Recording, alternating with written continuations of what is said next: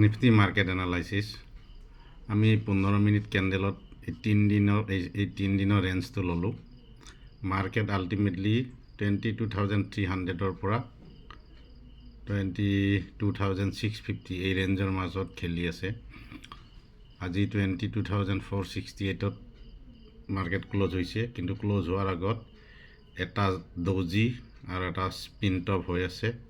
গতিকে মাৰ্কেট অহাকালি ৰাতিপুৱা হয়তো কিছু চেল হ'ব পাৰে, কিন্তু মাৰ্কেট 21 যিটো EMAৰ ওপৰত আছে।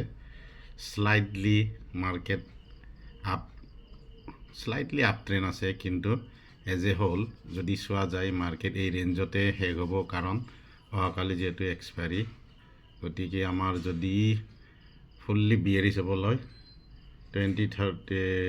22,300 ক্ৰছ কৰিব লাগিব, আৰু বুলিছ হ'বলৈ হ'লে 650 ক্ৰছ কৰিব লাগে। এইটো ৰেঞ্জতে মাৰ্কেট চলিব, আৰু মাৰ্কেট যিহেতু নেগেটিভ ট্ৰেণ্ডটো বেছি, গতিকে খুব এটা বুলিছ হোৱাৰ সম্ভাৱনা কম আছে।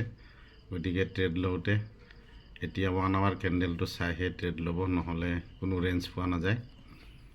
আৰু যদি আমি এতিয়া চাওঁ, এইটো 1 আৱাৰ চাওক, 1 আৱাৰত কেণ্ডেলত এইটো 1 আৱাৰ কেণ্ডেল, এইটো 1 আৱাৰ কেণ্ডেল। ইয়াতে মাৰ্কেট আজি মোটামুটি 3-4 দিন ধৰি এই ৰেঞ্জত আছে। এইটো ৰেঞ্জ ক্ৰছ কৰিলে এই ৰেঞ্জটো পাব, তাৰপিছতহে আপ ট্ৰেণ্ড ল'ব।